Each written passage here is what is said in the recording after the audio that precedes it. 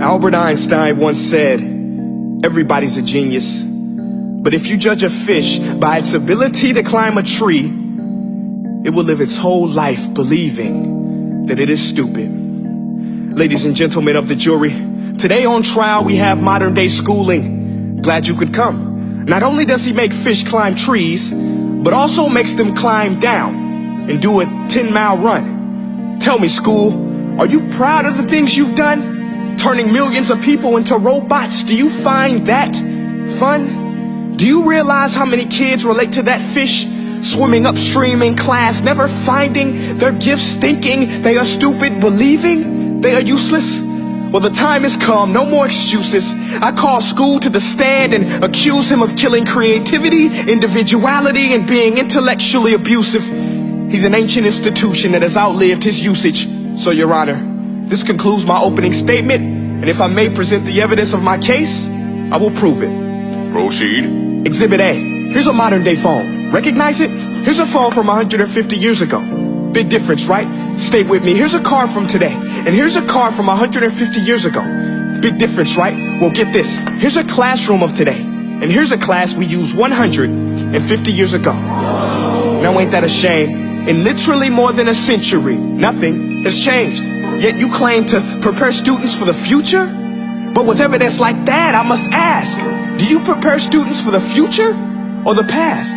I did a background check on you and let the record show that you were made to train people to work in factories, which explains why you put students in straight rows, nice and neat, tell them sit still, raise your hand if you want to speak, give them a short break to eat, and for 8 hours a day tell them what to think.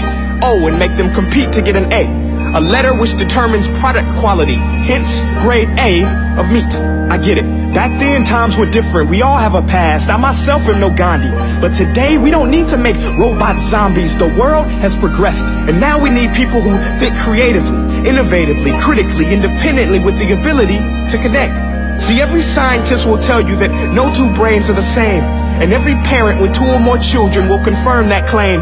So please explain why you treat students like cookie cutter frames or snapback hats, giving them this one-size-fits-all crap. Watch your language. Sorry, Your Honor, but if a doctor prescribed the exact same medicine to all of his patients, the results will be tragic. So many people will get sick, yet when it comes to school, this is exactly what happens. This educational malpractice, where one teacher stands in front of 20 kids, each one having different strengths, different needs, different gifts, different dreams, and you teach the same thing the same way?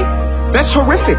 Ladies and gentlemen, the defendant should not be acquitted. This may be one of the worst criminal offenses ever to be committed. And let's mention the way you treat your employees. Objection. Overruled. I want to hear this. It's a shame. I mean, teachers have the most important job on the planet, yet they're underpaid? No wonder so many students are short-changed. Let's be honest, teachers should earn just as much as doctors, because a doctor can do heart surgery and save the life of a kid, but a great teacher can reach the heart of that kid and allow him to truly live. See, teachers are heroes that often get blamed, but they're not the problem. They work in a system without many options or rights. Curriculums are created by policymakers, most of which have never taught a day in their life. Just obsessed with standardized tests. They think bubbling in a multiple choice question will determine success. That's outlandish. In fact, these tests are too cruel to be used and should be abandoned, but don't take my word for it. Take Frederick J. Kelly, the man who invented standardized testing, who said, and I quote, "These tests are too cruel to be used and should be abandoned." Ladies and gentlemen of the jury, if we continue down this road, the results will be lethal. I don't have much faith in school, but I do have faith in people. And if we can customize healthcare, cars, and Facebook pages, then it is our duty to do the same for education, to upgrade it, change it, do away with school spirit, because that's useless. Unless we're working to bring the spirit out of each and every student, that should be our task. No more Common Core. Instead, let's reach the core of every heart in every class. Sure, math is important, but no more than art or dance. Let's give every gift an equal chance. I know this sounds like a dream, but countries like Finland are doing impressive things. They have shorter school days. Teachers make a decent wage. Homework is non-existent, and they focus on collaboration instead of competition. But here's the kicker, boys and girls. Their educational system outperforms every other country in the world. Other places like Singapore are succeeding rapidly. Schools like Montessori, programs like Khan Academy. There is no single solution, but let's get moving. Because while students may be 20% of our population, they are 100% of our future. So let's attend to their dreams, and there's no telling what we can achieve. This is a world in which I believe, a world where fish are no longer forced to climb trees. I'll rest my case.